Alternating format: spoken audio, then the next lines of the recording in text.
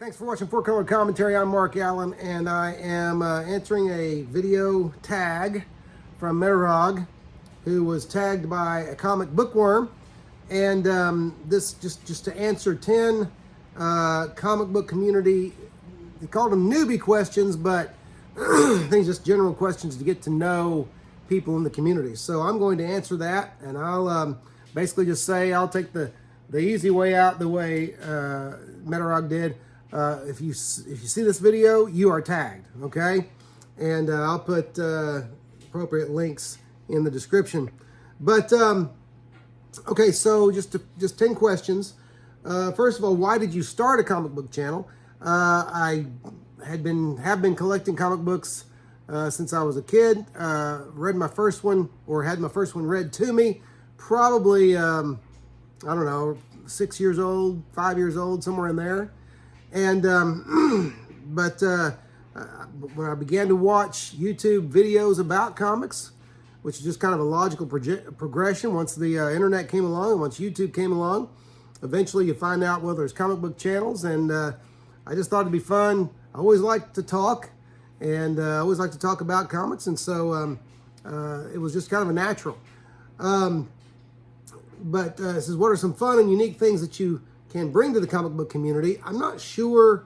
I'm not sure if this would be something I can bring to the community. I guess it's what it has to do with part of the reason why I started a comic book channel. But for 10 years, I co-wrote a column called Suspended Animation.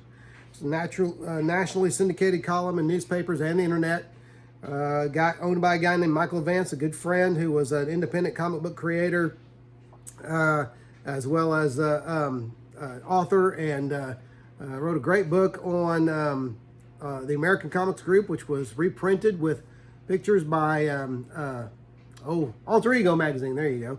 It's been a while, but I've reviewed those two magazines that they used to reprint his book. But anyway, so I bring a little bit of having done lots of reviews and articles and some interviews. I bring that background to the comic book community, and which I think is just a little bit more knowledge than your average comic book reader. Also, having done it for well over 40 years, close to 50 years now, as just about to turn 56 years old. And so anyway, that's I guess that's some unique things I can bring to the comic book community. What are you most excited about for this new channel? Well, my channel's not new. This is actually the second iteration of my channel. It was always Four Color Commentary, but I shut it down for a couple of years and then brought it back about 5 or 6 years ago. But you know, I'm just excited to talk comics. I'm excited to meet people through YouTube, through the YouTube comics community, and just excited to be a part of it. The fourth question: what or when is the first ever comic book you got or purchased and read? I'm going to count the one that I remember being read to me, which I was reading by that time, but this one sticks in my mind, and it's World's Finest number 225.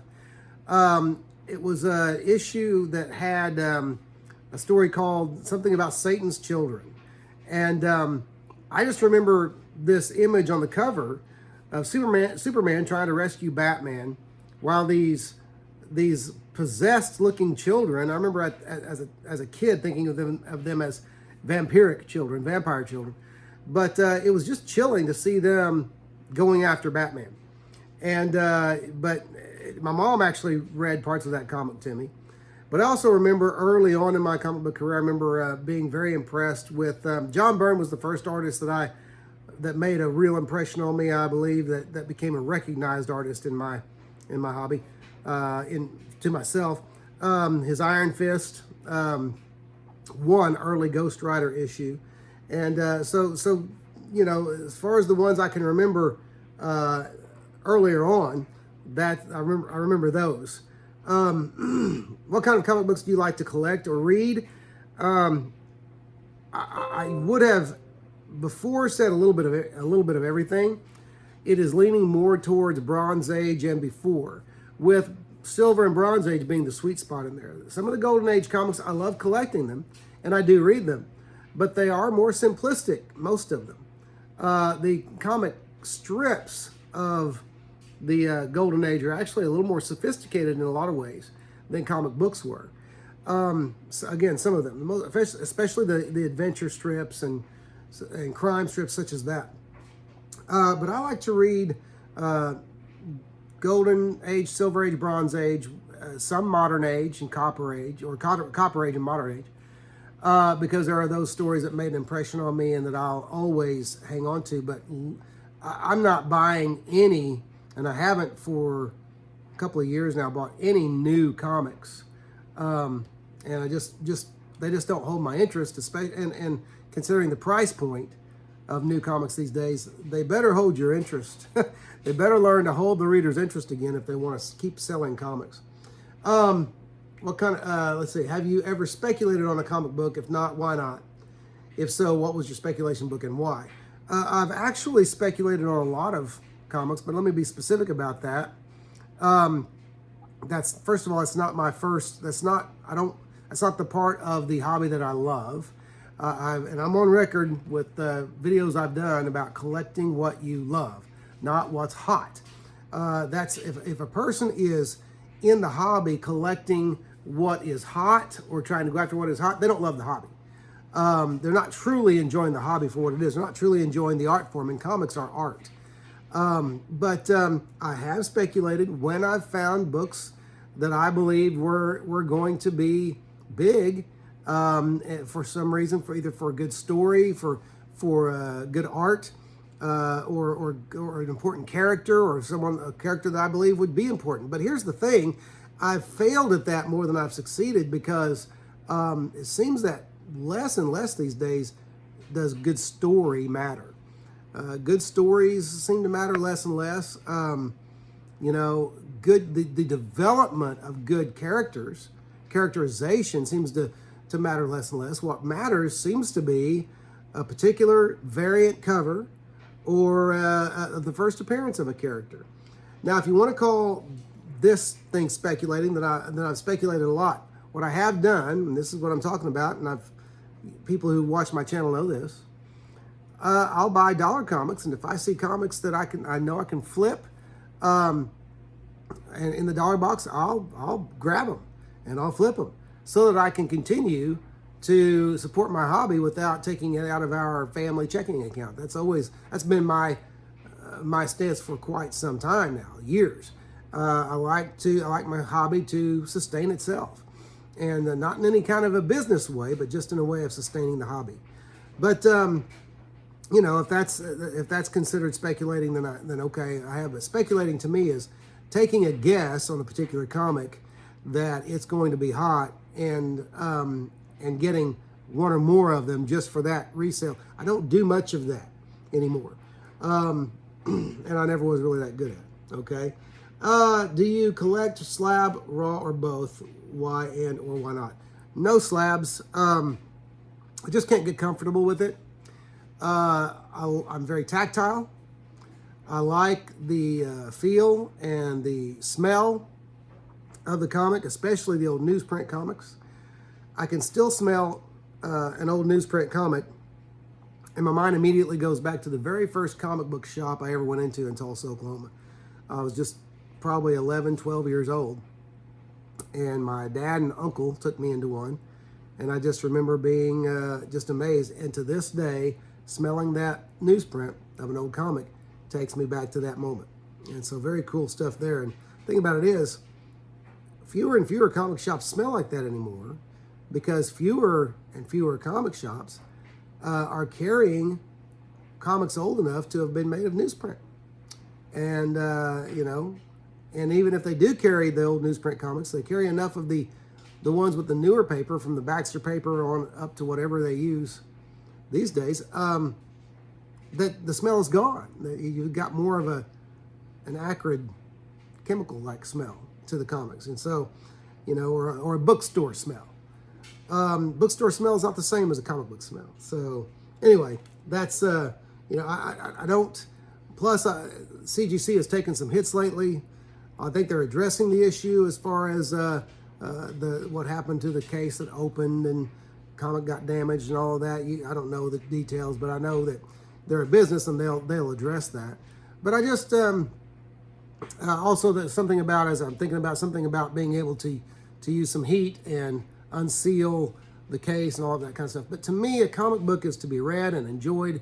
It's a very tactile experience. It's not to be put into a case unless, now I will say this, unless it is one of those keys that many reprints have been done of it, and you can find a reprint of it fairly easily out there.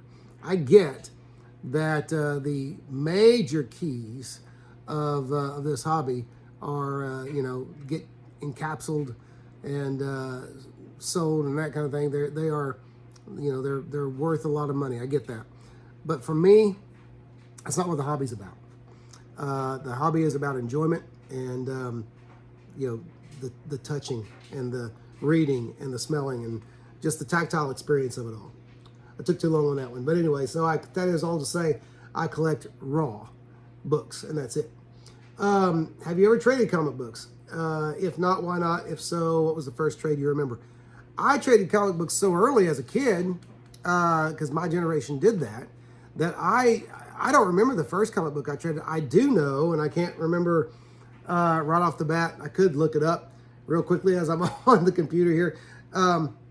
The first, one of the comics that I remember that got traded, even back in my day when I was a kid. Let me see if I can find it real quickly here.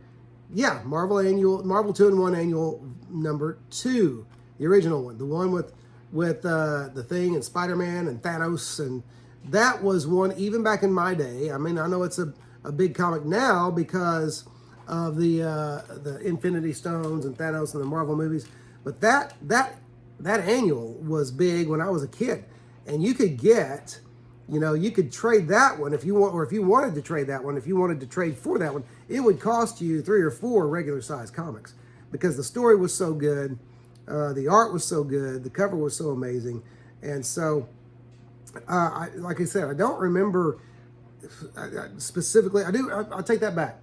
Traded the John Byrne Marvel 2-in-1s quite a bit. And the more I think about it, this stuff comes back to me. We traded, my friend and I, we traded a lot of the Mike Zeck Captain Americas back in the day. And lots of amazing Spider-Mans and stuff like that. But I can't really think of specific issues necessarily. But see, all that trading went on as a kid. I don't do very much adult trading anymore as far as trading with other adult collectors. It just hasn't come up. There's been a swap meet or so here and there that I could have gone and done that at, but those are generally held on Sundays. I'm a pastor and a minister, and so I'm not available to do that on Sundays. And so anyway, so yes, traded comic books for a long time. In fact, as far as the trading as a kid, we would even trade. Sometimes I remember I got a couple of the original Mego Marvel figures, but those would cost you like 6 or 8 comics. Okay, a stack of comics, about like, and the good ones too. No Spidey super stories and stuff like that. No Heckle and Jekyll, no Archies. The good stuff. Marvel and some of the better DC stuff. But if you wanted a Mego figure, you could get one sometimes, but it would cost you a handful of comics. I never traded off any of my Mego figures for comics, but there you go. All right. Number 9, do you collect gold and silver, bronze, copper, modern, and or all, or some combo? Why and or why not? I collect gold and silver, bronze, copper, some modern, but I think modern are considered, what do they consider well, let's say this. My actual collecting probably stops around the early to mid 80s. Just because, again, there were comics that came out during that period that made a real impression on me as a younger reader, okay? And so I will read a lot of comics. I'll read comics, even modern age comics. I'll give them a lot of them a try. But you see, I keep over my shoulder here, you can see a hint of some of the boxes that I keep that are just sell stuff. They're full of more modern age stuff. Some Bronze Age, but more modern age stuff. Several long boxes and short boxes that I keep on hand, keep ready for garage sales, for comic shows, swap meets, that kind of thing. Okay, so I collect gold and silver, bronze, copper, modern, that kind of thing.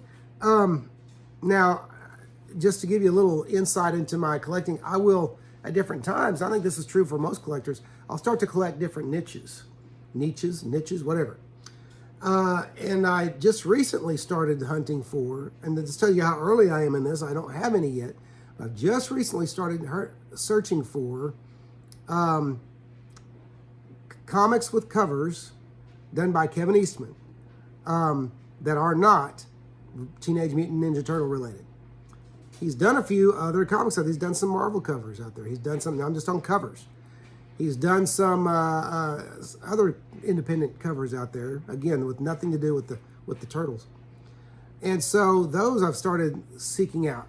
And I won't pay a lot, but I mean, those I've started seeking out because I like his style, but I'm not much into the TMNT.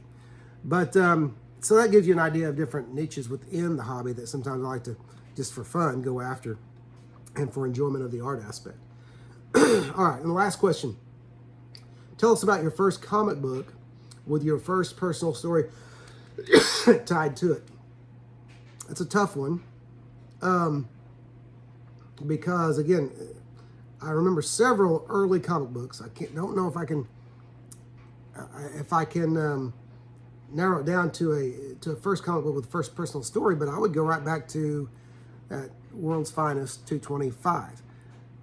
It was chilling. It was just the Batman being, attacked by those children at the mercy of these evil, demonic-looking children. As a kid, it affected me, and it was really, maybe that's why I grew up liking horror movies and such as that, even though I don't watch them anymore. But, I could think of one or two others would fall into the John Byrne Iron Fist. One of those being one of those, I have a long list of comics that I have had in my collection in the past that are now worth a lot of money and that I let go for pennies, comparatively. One of those would be the first appearance of Sabretooth. What was it? Iron Fist number 14, I believe. And so, anyway, that would be a personal one because I really liked that one. Had it more than once as a kid, and then, let it go for the last time, and then it shot it. Okay. So anyway, if you answered questions about me as a comic book guy with a comic book channel on YouTube, happy to do this. And again, if you are watching this, you are tagged. Consider yourself tagged, and do the same thing. Answer these 10 questions. You can find them. I'll put them in the description, but you can also find them on Metarog's latest video where he did the same thing. But anyway, this is Mark Allen saying if you haven't subscribed, go ahead and do that. Subscribe to Four Color Commentary. Comment on the video. Share the video. But at any rate, I'm just glad you come and watch, and I appreciate you very much. And I'll see you next week.